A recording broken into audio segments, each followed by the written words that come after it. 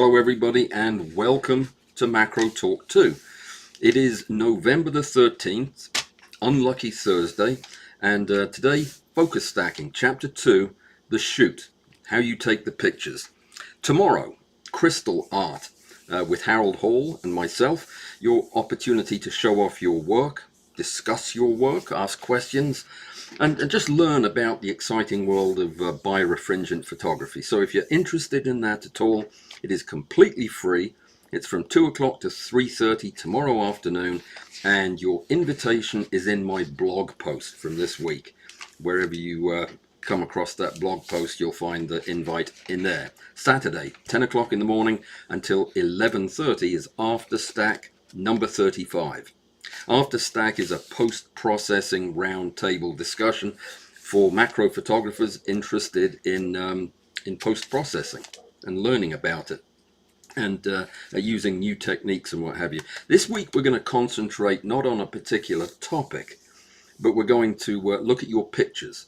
It's a bring your own pictures weekend. So bring a picture, anything that you may have had some trouble with post-processing, or maybe you didn't have trouble with it but you don't like it. You'd like to maybe come up with some other ideas how to make it look better. That's what we do in this group. So bring your pictures. Please bring at least one.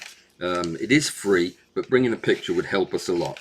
So bring any macro image that you have that you'd like to discuss, and whether it's good, bad, or ugly, and yeah, we'll have fun with it. We'll dissect them, and we'll help you find alternative ways of being creative and making your pictures even better in the future. So that's tomorrow, 10 o'clock in the morning till 11:30, and yeah, it's free.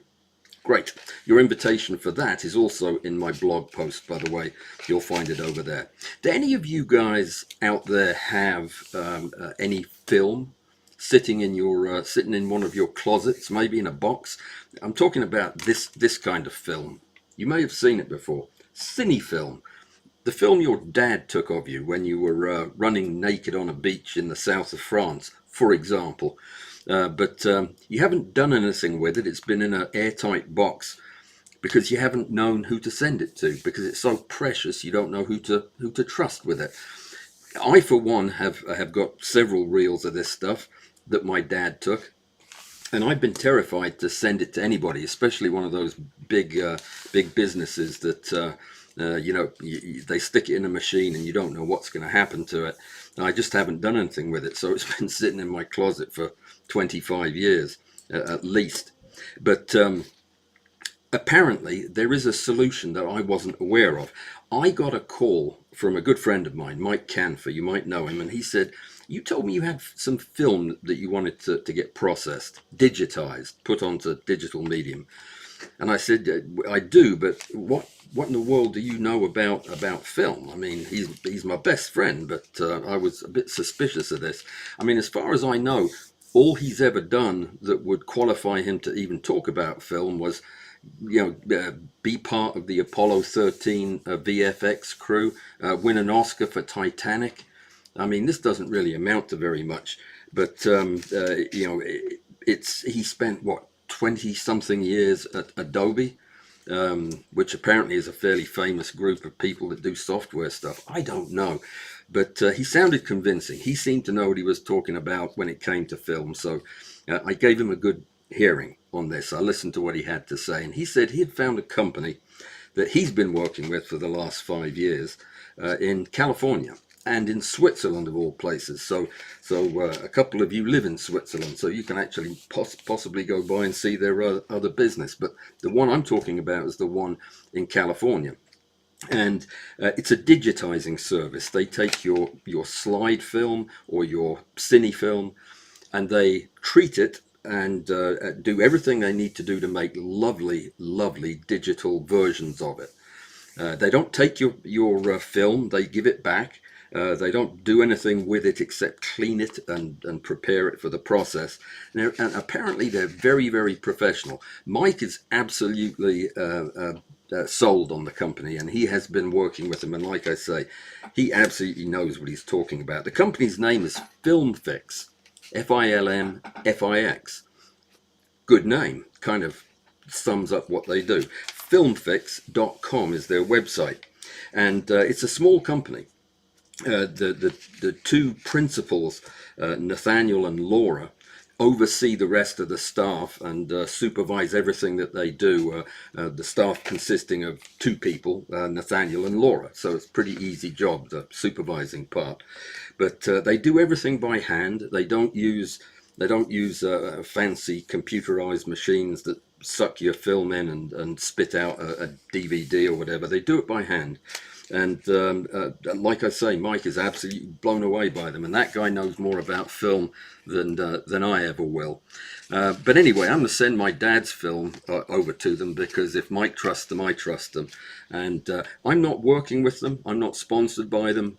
I'm just a customer, as is Mike. Neither of us have any kind of relationship with them, so there's no other reason for me to tell you about this. If Mike thought it was a big enough deal to tell me, I thought it would be a big deal to tell you. And I normally don't do this, but it seemed like a good idea. So if you've got any film or any slides that you want to get on digital media for the next 1,000 years, send it over to them. There is I'm going to show you their website actually while we're talking. I should have done this earlier, but yeah, I didn't think. This is. Hold on just a sec. Let me switch screens for a moment. You know, I need somebody else to be doing this part of the work while I just talk. That would be so much easier. So this is the company. Let me show you their stuff. And there it is, finally. Okay, great. Yeah, they were pleased that I was going to talk about them a little bit on the show today, and very kindly made an offer that if any of you want to get some of your work digitized, they will give you a 10% discount, just because they're nice people. All you've got to do is say that Alan Walls sent you, and write that on the order form, and they'll give you the 10% off. They do 8mm film and slides, and yeah, they're fantastic. So I hear. So if you don't trust me because I don't have an Oscar yet, then go read Mike's testimonial that he wrote a few years ago. The link is in the show notes, and you'll have a legitimate person telling you exactly how good they are. And yeah, put your old slides, your 8mm cine film in a box and send it over to these guys and let them work their magic. Thank you so much, Mike, for cluing me into this. And thank you, FilmFix, for being willing to take good care of my people. So let's talk focus stacking. That's where we are today. And if I seem distracted, it's because the dog I'm babysitting is crying upstairs, presumably wanting to go out. But yeah, that's going to have to wait another 45 minutes at least. So what we're talking about today is focus stacking once again. We're going to talk about this for the entirety of this 2-week period. And the live stream on Tuesday, we focused mostly on big picture stuff, on why we focus stack, and you know, what we use it for, what it does, what it doesn't do. And it was a lot of information, mostly on background. And we did talk about some equipment, and I made some equipment recommendations. But today we're going to be talking about the nitty-gritty of how you actually capture the pictures. We know what focus stacking is now. It's taking a sequential series of images as we move the focal plane through the subject, so that we can combine all of those images together in software and create a composite image that is fully in focus, or as fully in focus as we need it to be. So that's the deal. That's what we're trying to do today, is figure out all of the ins and outs of doing the actual focus stack. Next Tuesday, we're going to talk about how to process the focus stack in stacking software, whether that is in Photoshop or in Helicon or in Zerine, wherever we choose to do it. I'm going to talk about all of those and how we put it together. In the last show, which is next Thursday, we're going to talk about how you take the output from the focus stacking program and turn that into a cool photograph. That's a whole different world. It's kind of the post-processing stuff we talk about in Afterstack. But there's a lot you need to know in order to come up with the best possible picture. So that's what we're doing over the next 3 live streams. And today, though, we're going to focus on the shoot. And we're going to go through a lot of stuff. Most of it is in order, but to keep things coherent, some of it is slightly out of order, but you'll see why. So the first thing, you have a subject you're going to photograph, right? Let me find a subject of suitable size. Let's say you have a subject like that you want to photograph. And because you're going to photograph it at a slight angle, no, let's get something rounder than that. There you go. Here's something good. You've got one of these doodads and you want to photograph it, and it's lying on the table like so. At the kind of magnification you would want in order to fill the frame on a full frame camera with a photograph of this thing, you would need to have quite a bit of magnification to fill the frame. Say at least 4x. If you're on a crop frame camera, we'll say about 4x. How shallow is the depth of field on this? Well, at 4x, it's probably on the order of a few microns. Well, a few dozen microns. Very, very shallow. Certainly you wouldn't be able to get enough of it in focus to make any sense of it if you were just to take a single shot. So we would need to look at the subject and figure out what magnification are we going to shoot it at? How do you even do that? That's how you're going to decide what lens you need, what camera you're going to use, what sensor size, and everything starts with looking at the subject. If we're looking at this subject and we have a ruler, which I do, quite handy, right here, we can look at this and we can see that the thing is about 2 centimeters in length. It's 2 centimeters long, about 1.5 centimeters thick. So if we were to shoot it edge on and wanted the whole thing in focus, what kind of magnification are we talking about? Well, if we're using a crop frame camera, that's about 24 millimeters across, right? And this thing is only 20 millimeters. Yeah, 20 millimeters across. So at 1:1, this thing would just about fill the sensor. So we would guess then that to get a photograph of this and having enough room around the subject to be able to frame it nicely would be at about 1:1. So we would need to reach for a 1:1 lens, which usually would mean reaching for a reversed 50mm prime lens, or for that matter, a short focal length prime macro lens. That would something that would give us 1:1 at that lens's minimum focusing distance. Remember, if we pull back from the subject, then we won't get the full magnification, so our subject will shrink.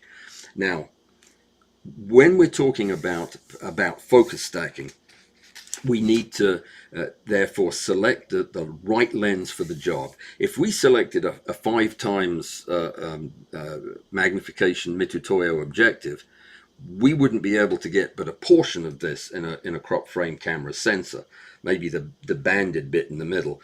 So that's no good. So we have to think about what we're going to use, and then we have to think about, if we're using a lens like a macro lens, do we need extension on it? Do we need a little bit more magnification or a lot more magnification? So if we're doing that, what are we going to use to move the lens away from the camera? Extension tubes or bellows? All of this is important because it's going to determine how we do the focusing. And that is what is so important. Now, you know that there are several different ways that we can move the plane of focus through the subject. We talked about this on Tuesday. The first way is to simply use the helicoid, the bit that turns. Now I don't have a lens on the desk. The part that turns on the lens to focus, that's the helicoid. What you can do is fix your camera to a stable base, pointing at your subject, and then simply rotate the helicoid a little bit at a time as you take a picture. Picture, rotate, and move the plane of focus through the subject. That's kind of hit and miss until you get good at it. It's easy to take steps that are too long. It's almost impossible to take steps that are too short. So that's one way to do it. Another way is to ask your camera to do it. A lot of modern cameras, the camera we're going to be using today, for example, will be able to do that for you without any trouble. This is a Nikon D850. It has in its menu the ability to do focus stacking or focus bracketing at least. You can set it up to take a series of pictures that advance the helicoid of an autofocus lens for you. Now, some will even do the stacking in the camera. Some of the Olympus stuff, I think the OM1 is a good example of a lens that will actually do the bracketing for you and then process the images and spit out a fully in focus image. But that is another way that you can move the focal plane. The third way is by what we talked about last week, which is rear bellows focus, by moving the camera in relation to the lens and subject, which remain in fixed positions. It means moving a bellows, but only the back portion of the bellows, so that the bellows is like an accordion, going in and out. In the case of the system we have set up here, it's not set up for back bellows focus, but this part would move while the lens and the subject out in front would stay in exactly the same position. That's one way, another way of doing it. The third way of doing it is the way this is set up, is to simply move the camera, the lens, the bellows, everything at one time using one, in this case, focusing rail. This is a stack shot that you can just now, oops, sorry about that. So this is a stack shot rail. You could use any of the popular rails that are out there to move the camera, the bellows, and the lens towards and away from your subject. And that's what we're going to talk about today. For the sake of simplicity, seeing as this is the way that most of us learn, is by moving the whole shebang to and from the subject. That's what I'm going to talk about. But bear in mind that any of these other methods can be exchanged with what I'm going to be talking about. It's basically the same process, even though the parts that are getting moved may be different, or the way the focus itself is moved may be different. This is the way we're going to talk about today. So you've picked the right lens, you've got it on the right amount of extension to fill your frame the way you want it, to get the composition that you want. Now you've already thought now about how you want to do the focus stack. Presumably, if it will depend on what equipment you have. One other way, by the way, I didn't talk about was to put the camera and the lens, the bellows, or whatever extension you're using on a rail that is connected to a manual focus stacking rail. Now, a manual rail is a different matter. That often it's very much like a mechanized rail. You may remember the Novaflex micro, no, M, the Castell M, the manual rail that Novaflex makes, that a simple turn of the button on the back will move the camera and the lens a specified distance that can get you all the way to magnifications as high as 5x. That would be one way of doing a manual rail stack. Though most of us don't have that kind of rail, we have a much simpler manual rail, and that may be the way you start out. That you can do potentially down to about 5x, but it's very, very difficult to do that. So we're going to talk today about using an automated rail, whether it be a $200 Wii macro rail, or a $600 stack shot, or a $2,000 Novaflex. It'll all be the same. They'll all do much the same thing. So decide what you're going to do. Now, I gave you this range of different kinds of stack that you could do. In the perfect world, if you were photographing a subject larger than, say, a golf ball, no, ping pong ball. Are they the same size? They probably are. But anyway, something that size, a walnut. then you would really want to use the focusing helicoid on your lens, whether you did it automatically or completely manually. If the subject was smaller than a walnut but bigger than, say, a peanut, in that kind of range, you would probably be better off using rear bellows focus. Now, some people will argue that the difference between using rear bellows and using whole camera focus is small or negligible. I wouldn't argue that. I'd say that there is a pretty decent difference, and I would say rear bellows focus is the best way to go. Others will tell you differently, but one of those two methods would then be the way you'd choose. If you were using a microscope objective, if your subject was smaller than a peanut, especially if it was much smaller than a peanut, you absolutely would have to use whole camera and lens focus, especially if you have a microscope objective on. But most of you probably won't if you're just starting out with this. So now you know that's the kind of thing you need to think about when it comes to selecting the right equipment to do your focus stack with. The next thing you need to do, not necessarily in this order, but certainly soon you'll need to do it, is calculate the step length. This is the most critical part of doing a good stack. The step length is the distance the camera moves between photographs. So if you were to move, say, an inch from one photograph to the next, and you were at 4 times magnification, you'd go from being out of focus in front of the lens to being in front of the subject to being out of focus behind it by half a mile. And you wouldn't get a single useful image that way. So the distance that your camera moves has to be very carefully calculated, taking into account the aperture of the lens you're using and the magnification that you are at. And the other element you need to think about is the circle of confusion. That is very confusing, so we won't talk about it. There are calculators that will do this for you.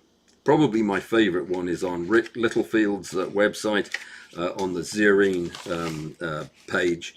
If you go there, there is you go to settings, calculators, and depth of field calculator, I think. And there is a lovely calculator there that will help you come up with a conservative but pretty accurate step length. And that's what you need to do, because everything else that you're going to do in this focus stacking process revolves around how long the step is. In some cases, when you calculate the step length, that's when you'll realize, oh, I can't do that by hand. Yeah, that's ridiculously short. So it's very important that you do that. You can, if you wish, calculate the step length yourself. The calculation is not particularly difficult. You just calculate the depth of field, which is what, 2 times the focal length of the lens times. Forget about it. I don't know. But it's there is a calculation that you can do. These are all just estimations anyway. The truth of the matter is, once you come up with what you think is about the right step length, you still need to look at your pictures and make sure that it is in fact the right step length and you're not going too far. You can't go too short. So it's a very safe bet for you to take a shorter step length than you need with more overlap than you need. It may result in taking an additional 50 or 100 photographs that you didn't need, but it will guarantee that you're not going to have focus banding. The thing to think about is, when in doubt, take more steps and shorter steps, and you'll be safe. The next thing we need to think about is, do this rough check in your head. If you are shooting at magnifications between 1 and 20x, say, and you probably won't be right away, but if you are, do a reality check. If your calculation says that at 5x, your step length needs to be about 400 microns, just compare it to these general numbers that all macro photographers end up having in their heads. 5x should be somewhere between 25 and 35 microns per step. At 10x, it's somewhere between 8 and 12, and at 20x, it's between 1 and 3. So if you're getting numbers that are wildly different from that, you've made a mistake in your calculation, and check it again. But just do this as a reality check. It'll help you to make sure that you're not wandering off the reservation there. Now, we already talked about selecting the right lens. Now is a good time, once you have the step length, is to again consider the method you're going to use and the lens you're going to use. Interestingly, I'm going to go off the path here for just a second to talk about focus bracketing and these cameras that offer focus bracketing.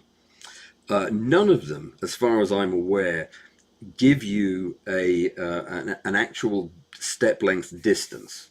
So when if you're using one of those, there's little point in actually trying to calculate the step length, because your camera is not going to let you input that as a distance. It actually is going to give you a range. In the case of a Nikon, you can pick between 1 and 10. You can pick any number in that range to determine what the relative step length is. Now, for the longest time, I thought that meant 1 would be a shorter step and 10 would be the longest step. 1 the shortest, 10 the longest. That's not actually what it means at all. The camera estimates the step length for you based on your lens, your aperture, whatever information it needs. It'll guess a step length. And the 5 in that range is what the camera selects. You can go higher or lower by moving the number towards 10 or towards 1, so that you can make the steps shorter or longer, but you're not actually setting an absolute step length, and that's important to know. And it's one of the things, if you're going to be using that as your focus stacking method, it's very important that you understand the concept. Probably the best, safest bet for you is to just trust what the camera says. It's fairly sophisticated how it comes with that. At least trust it long enough to take 2 or 3 shots and make sure that the step length is not wildly off. Camera settings. Whenever possible, shoot at your base ISO. There is no reason to shoot higher than that. Now, your base may be functionally quite higher than you think, maybe 500 in the case of the Nikon, where at an ISO of 500 or 400 it might be, you basically have no quality difference between that and an ISO of 100. If that's the case, then set it at the lowest natural base number that you can get to. What you're looking for is a noiseless photograph. When we're focus stacking in the studio, and by the way, we are talking about studio focus stacking right now. Things change out in the field. But when we're talking about stacking in the studio, there is absolutely no reason for us to need or ever use a high ISO, because we control all the light. There's no reason for us to have a dodgy shutter speed, because we can control how long the subject is lit. We can control vibration that way to an extent. So ISO down at base. Your shutter speed, if you're using flash, should be at your flash sync speed, obviously. That's the ideal setting for it. If you're using continuous light of any kind, then really you can set the shutter speed wherever you want, but your limiting factor is going to be how low can you go and not get any kind of movement artifact, motion artifact in the image. So you'd probably still want to keep it a little higher than you might think, maybe about 100th of a second. Your aperture, again, because you control all the light in the studio, when you're focus stacking in a controlled environment, you use the aperture that is sharpest for the lens that you have. You don't use an aperture, and you'll read this in textbooks, for crying out loud, that will tell you when you're focus stacking to focus stack at f8 or f16 or even higher, because it gives you more depth of field and you don't have to take as many pictures. Well, that's true, but when your lens is moved a foot away from the sensor, you've also increased your effective aperture or your effective f number up into the hundreds, and your picture is going to be soft if you're shutting down the aperture, which you absolutely shouldn't do. Keep it as low as it needs to be to give you the sharpest possible picture.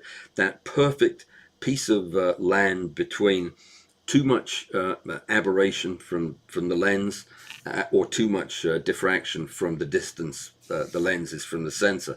You want it to be in the sweet spot. For most lenses, well, most of the lenses I have, that's going to be around 5.6, in some cases a little closer to 8. Usually one full stop from wide open. Okay, so pick the best possible aperture, not some artificially tight one. Then turn off all the automatic settings on your camera. This is so important. If you try to shoot a stack using auto ISO or auto anything, the camera will make changes to your exposure as you go, and you'll end up with pictures that just won't stack well. Turn all of that stuff off, make it purely manual, and shoot in RAW, just because it's the right thing to do. Use a fresh battery, or better yet, a dummy battery. You have to start thinking, when you start focus stacking, you have to start thinking, what do I need to do to not run out of power during this one photograph? Because this one photograph might be 500 individual frames. What do you have to do to make sure you have enough power? Using one of these, unless you have a power outage, is going to keep your camera fully charged. The same goes for flash, except they don't make flash that have continuous power that I'm aware of. They all have to be charged. So I use flashes that last a long time between charges. And we're going to be getting to that in just a second. So fresh battery, dummy battery is better, and empty, clean SD cards. Do not stack stacks upon stacks on the same card, because you will eventually run out and either end up overwriting stuff that you didn't want to throw away, or just not being able to record the images. And that's very frustrating. Get in the habit of, every time you're going to do a shoot, you're going to do 5 photographs today. That's great. So take your nice big SD card or whatever it is you're using, and format it at the beginning of the shoot. You know that even if you go to huge numbers of shots, it'll all fit on that SD card, and you've got it. And then the next time, do it again. Don't ever try to put 2 shoots on one card. Download in between the shoots. Next, we need to prep our subject. Now, a lot of people think prepping the subject is synonymous with cleaning an insect. Well, it is if you're photographing an insect, but if you're photographing a mineral, it has nothing to do with insects. Prep your subject, whatever it is. You want your subject to be clean. You want it to be free of dust, dirt, and fingerprints. You want it to be, you want to be able to show it in its best possible, most photogenic light. Now, for me as an insect photographer, that does in fact mean I have to work with insects, and they're quite hard to clean. If you're cleaning insects or other creatures that aren't living any longer, avoid the use of water or other wetting agents unless it's absolutely necessary. And sometimes, most of the time, it is necessary. But some of the time it's not. With hairy insects, for example, there are many techniques for cleaning them using a blow, one of those blow puffers for cleaning lenses, or using a very, very, very soft paintbrush. All of these things can help you get them really clean and beautiful with their hair combed and everything ready for the camera. But I've got scads of videos on all of those subjects on how to do the cleaning. But you want to make your subject look gorgeous no matter what it is, whether it's a chunk of malachite, a screw, or an insect. You need it to look gorgeous. Then you need to pose the subject. You need to position the subject relative to the lens that you're using so that it looks at its best, which means ideally you can hide the pin if it's an insect, or you can hide the blob of blue tack you've put it on if it's a chunk of mineral. You want to position the subject so you're getting the best possible picture. It is amazing how many people don't think about this step, and they'll just put it up there on the stand, and as soon as they've got it within the frame, they start taking the picture. But like anything else, every object that you're going to photograph has sides or perspectives that are better than others. Find the best one. Take a few seconds. I've talked about this before. I will sit at my desk with good light, and I'll often look through a magnifying glass, and I will turn the subject and look at it from every conceivable angle to pick the angle that looks right for the photograph, and then go and replicate that on your stage. So important. And you hide any injuries or defects. If your insect is missing an antenna, don't make that side the side that faces the camera. Put the missing antenna where you wouldn't see it. Turn the head so that it would be hidden. Think about these things up front. Be mindful that a lot of subjects will drift. A lot of things will drift during setup, during the photography. If you're using continuous lights, for example, that are putting off heat, you'll find that it speeds up sometimes the drift that occurs on one side more than the other. But if you have a drift prone organism, like a recently washed insect that is drying and the appendages are drawing in, give it some time sitting on the stage to go through that process so it's stable when you photograph it. If you have a plant that is no longer plugged into the ground and it's starting to wilt, don't shoot it at the beginning of its wilting process, because it will wilt right out of the frame and you'll have nothing left to stack. There are tricks you can use. For example, you can dangle the flower upside down so that it can wilt all at once and it's not going to bend or change shape. Then you can flip the picture up when you're finished. That type of thing. There are ways you can get around it. You can use super glue on the joints of insect appendages after the insect is no longer alive, that is, and that will fix the joints to where they don't drift. But think about that. These will ruin your photographs. You can spend hours prepping and doing a focus stack of an insect only to have no image at the end of it, because you didn't take into account the fact that its antennae were going to droop and you've got moving antennae in the picture. Okay, enough. I think I've been pretty clear on that. Let me see.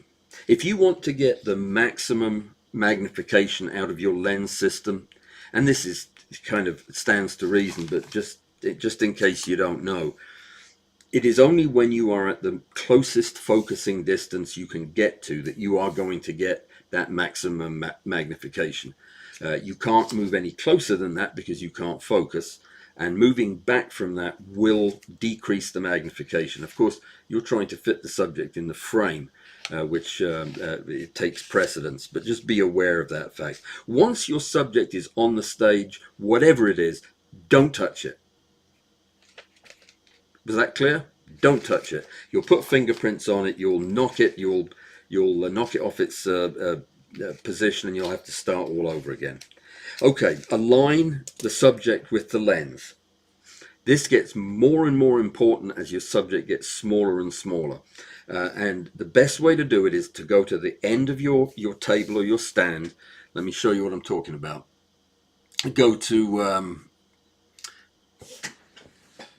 this end of the table, wherever you have this put up, and look at eye level at your subject and at the center of the lens, so that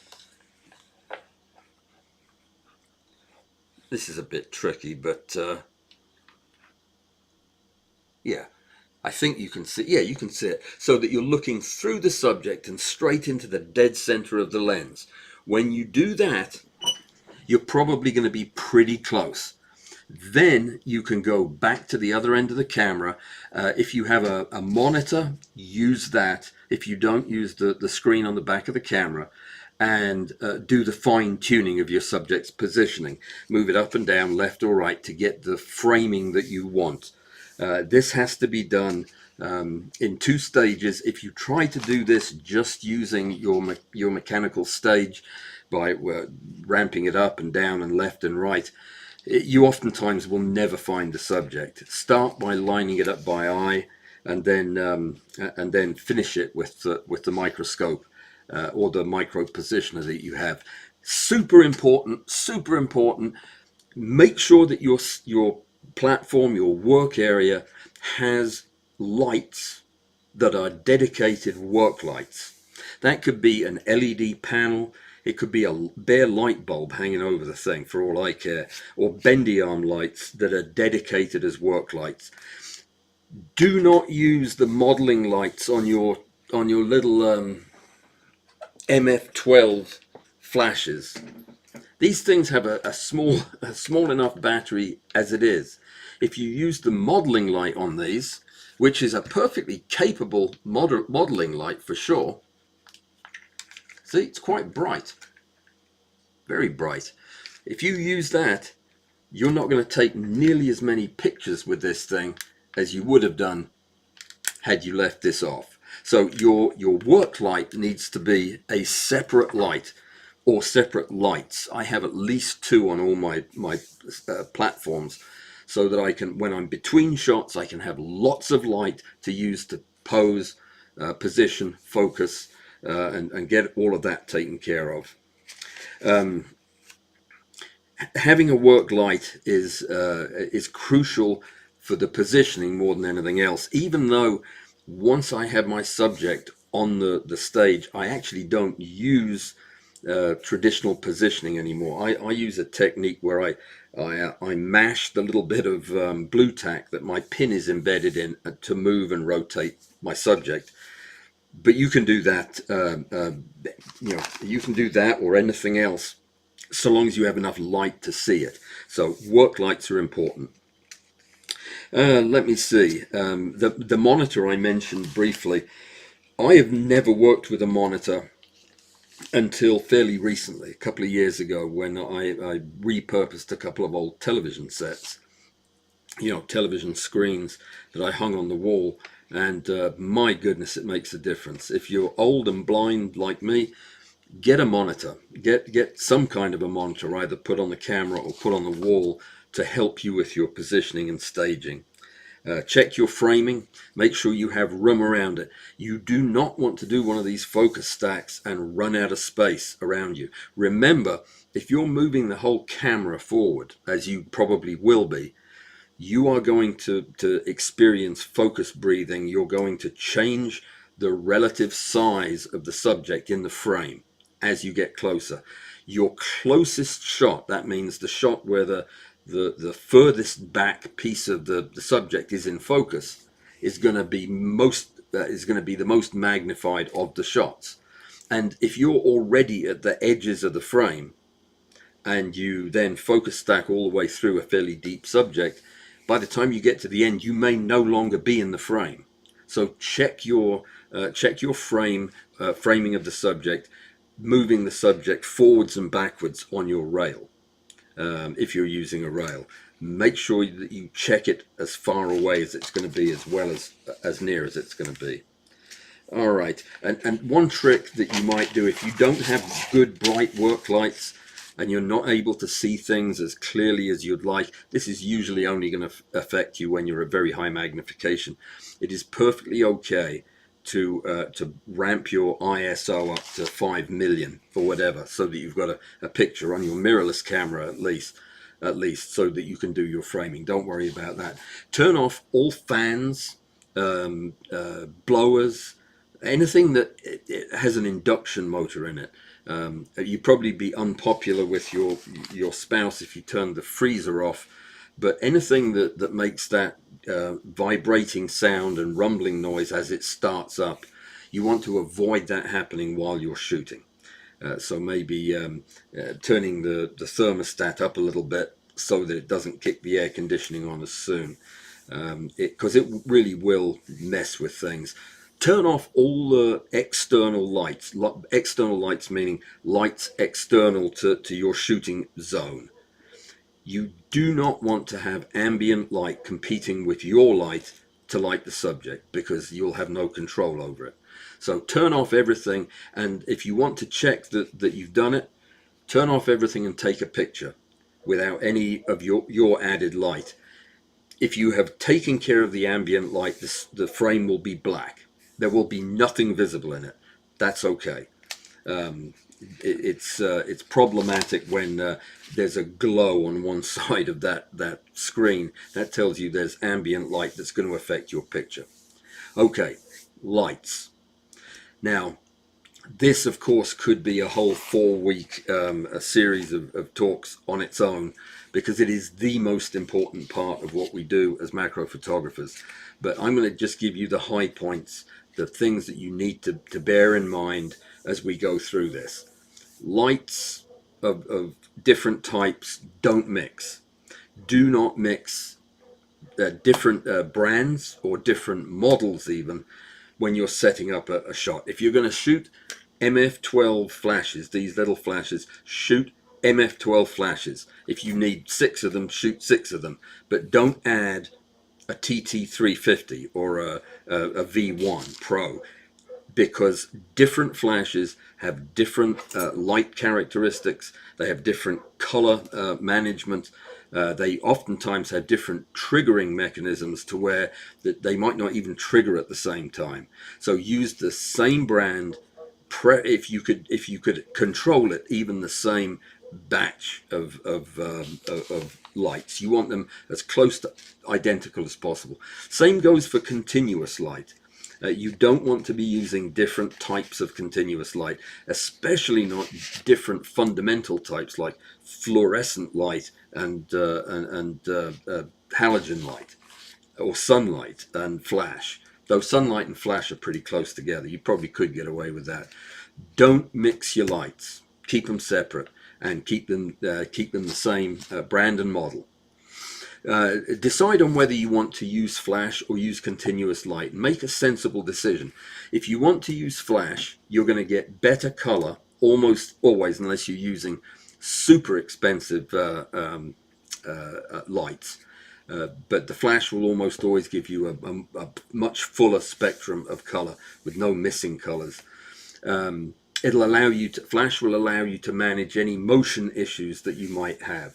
It will freeze your subject in position, and it's a lot slower. It takes a lot more time to shoot a big stack using flash, because you have to wait for the flash to recharge. The continuous light is easier to set up.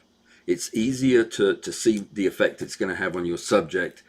It's much faster if you're using a mirrorless camera. There's no waiting for mirrors to stop vibrating. There's no waiting for flashes to recharge. You can just click, click, click right through the stack. They're cheaper. Good flexible continuous lights are cheaper than cheap flashes. Color may be an issue with some continuous lights if you pick a low CRI type device. Add lights one at a time. Add the light as a bare light with no diffusion or other modifiers. Just add the light and use your camera to see the effect that getting closer and further away and changing direction does. Pick the direction and the distance of your key light, the main light that's going to light your subject. Do that, and when you're done, add diffusion. We'll talk about that in just a second, because you're going to do it with all the lights. When you've finished with one light, you can turn your attention to the next light, which is your fill light. Probably going to be a little less powerful, move further back, different angle, whatever. When you have that dialed in and you're happy with it, that's set in stone. Now add your third light if you're going to use one, a hair light or a rim light or an accent light in the back. When that's done and all of your lights are finished, now is when you would add reflectors or flags. If there were parts of the subject that you wanted light not to hit, you may add a small flag or a gobo or whatever it is you need to add. Do that next once all the lights have been set up. Finally, put on your diffusion. One diffusion layer on the light, one diffusion layer on the subject to cover all the lights. That's what I do. I think that gives the best results. So do that. Set your lights, pick distance and direction, get the overall scheme set up, and then diffuse the light or add any other modifiers. Test shots, test shots, test shots. Every time you manipulate or move a light, fire off the shutter. You're using a digital camera. It doesn't make any difference. You're not burning film up. Take a picture and look at the picture. Don't just look at the back of the screen. Don't just look at the monitor. See what happens when you photograph with that light. It'll give you information that you can use. If you're using flash,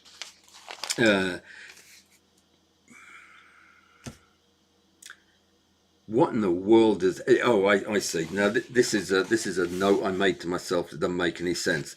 It's about your rail settings. Well, I will hit on this.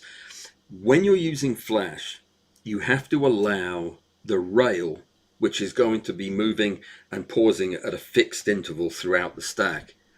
You have to set it up to work with the slowest flash recharge time you're going to have. You can't set it up to work on the fastest. If we put this thing on, let me put it on. If we put this thing on at 128th power, the red light will come back on when the flash is ready to discharge again. Let me turn off that light there. So we'll let the flash go off. Oh, look, it's ready to flash again. So we don't have to have that, like, what, a tenth of a second between flashes? No, that's not the way. That's not the way you do it, because after 100 shots, this thing's getting tired, and now the gap between the flash and the recharge is up to 3.5 seconds. And then if you're taking a picture every quarter of a second, they're all going to be black. So set up your rail according to what you expect the slowest performance of your flash to be. All right, you need to trigger flash, don't you?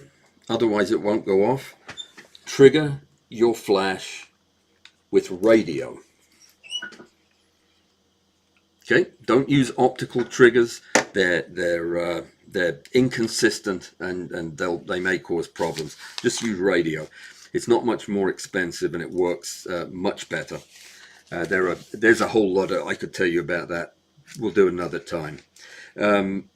Make sure that your LEDs are not flickering. If your LEDs are flickering, then every time you take a picture, the intensity of the light will be different.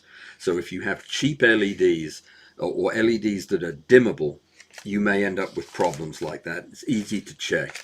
Use fresh batteries every single stack that you do. Got it? If you have rechargeable batteries, recharge them between shots. Now, that's a bit controversial. On my stand, I have 6 or 8 of these flashes, and I leave them in position the whole time, roughly where they're going to be between shots, but once a shot starts, they never move. But when I get to the end of a stack, I will very quickly plug in all of the lights, so that while I'm setting up the next specimen, getting ready, doing test shots, these lights are charging up again. Oftentimes they'll charge all the way back up to full.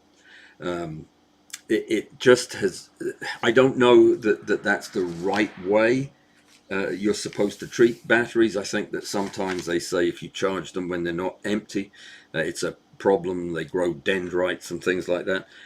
I haven't had a problem, and some of these flashes I've had now for over 5 years, and I can still use them all day long without any problem doing that. So yeah, take that or leave it.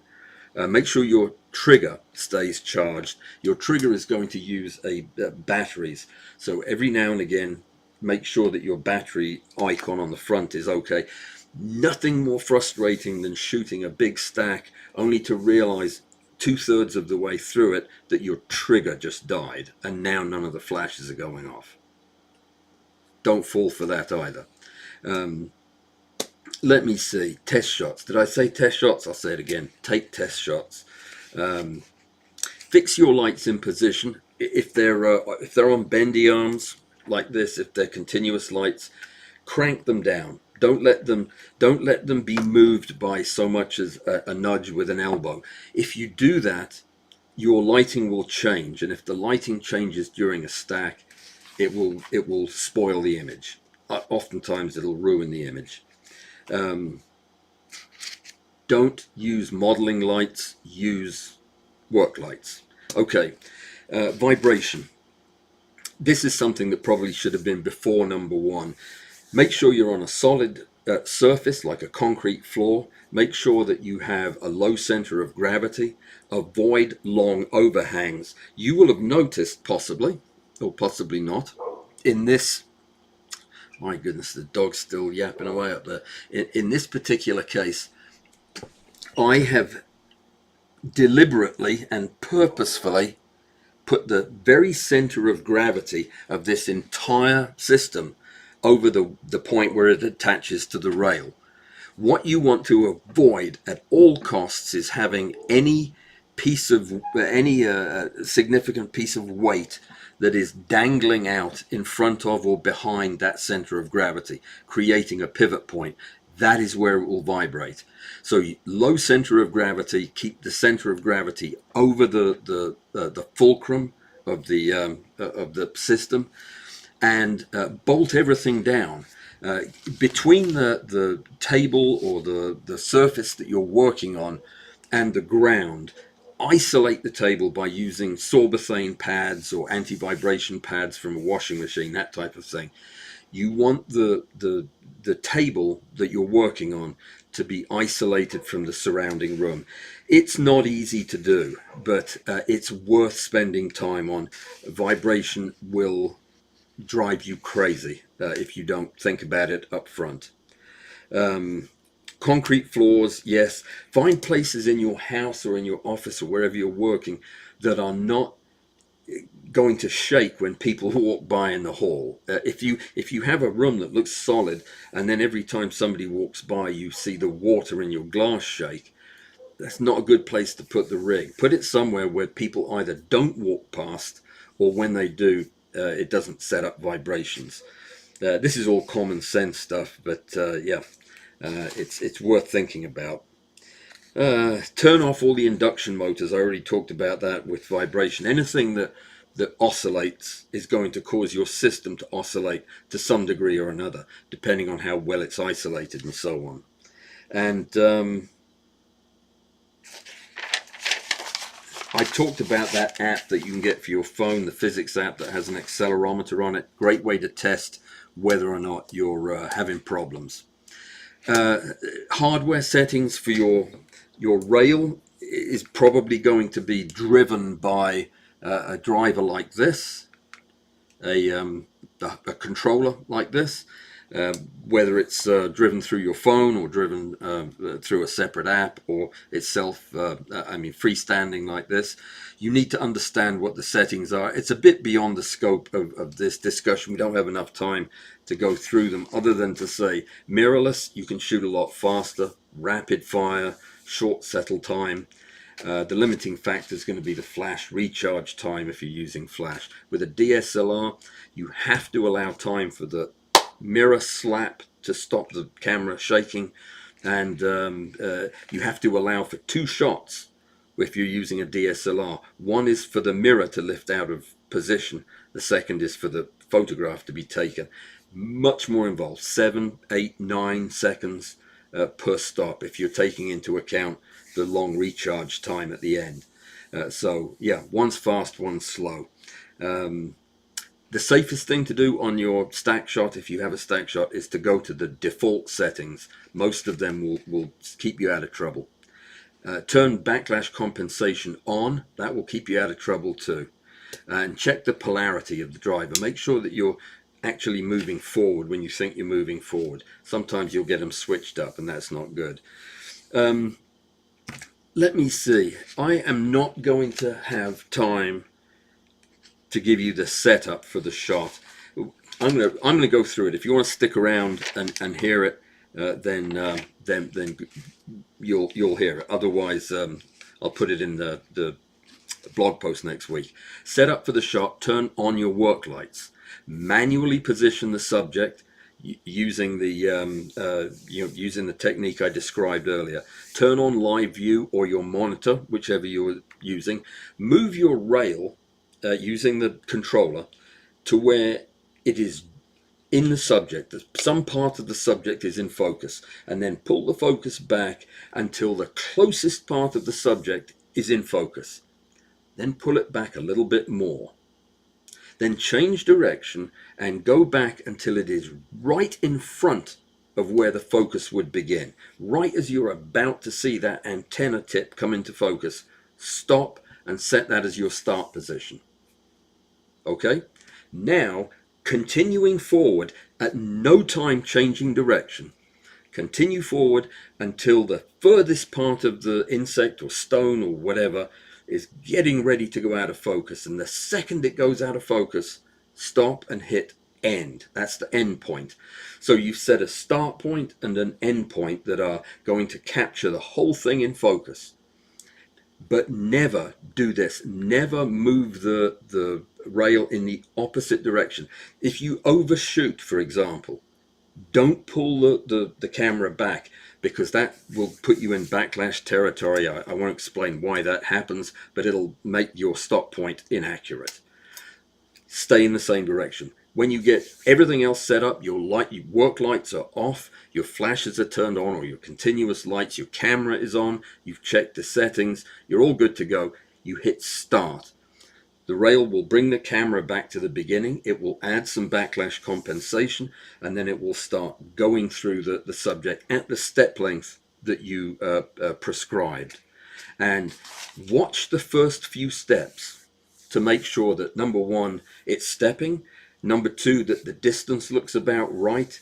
Number three, that the picture is well framed, nothing has shifted. And as soon as you're happy with that, wait for the next shot and then leave the room. Don't leave the room while it's taking a shot. Leave the room between shots, and don't go back in until the thing's stopped. That's important. Just let it do its thing. When you get back in, turn on the preview on the back of your camera and run through the shots. You can just hold down the preview button and it'll blaze through them. You're looking for any gradual shift of the subject to one side, meaning that you've had a problem with drift, or blank screens where they just turn black because you've missed shots. You'll never have a better time to correct it now while the subject is still on the stage and the camera's set up. If you change anything before you do this, you'll end up in trouble. Let me see. That's it. Yeah. Between stacks. Between stacks, charge your flashes, plug in use your work lights. Just let the whole rig cool down, calm down. Juice up any batteries you need to, and get ready to start again. And yeah, the only other thing I was going to talk about was some manual stacking. If you're using a manual rail, we'll deal with that. We'll deal with that the next time. We are flat out of time. We've run over again today. I do apologize, guys. I'm sorry I didn't get to say hi to you, but hi to you. I see that Joseph is here, and David and Emily. Great to see you all, guys. I'm so glad you came, and I hope this was in some way useful to you. I know it's pretty much a fire hose kind of presentation. A lot to talk about. There'll be a little less to talk about, and we'll focus more on the details when we talk on Monday about stacking, Tuesday about stacking. But we got through the hardest one. If that makes any sense to you, I'm glad. Otherwise, yeah, I feel bad for you. Did the best I could. I'll see you guys tomorrow at Crystal Art. And then for those of you interested, I'll see you on Saturday for after stack, and then we start all over again, beginning of the week. Thanks everybody for coming. Have a great weekend. Please stay safe and be well. Thank you, Alistair and Amy and Bud, for being such good bouncers and not being too hard on the folks when they misbehave. I do appreciate you. And yeah, I will see you in the next couple of days. Take care. Stay safe and be well.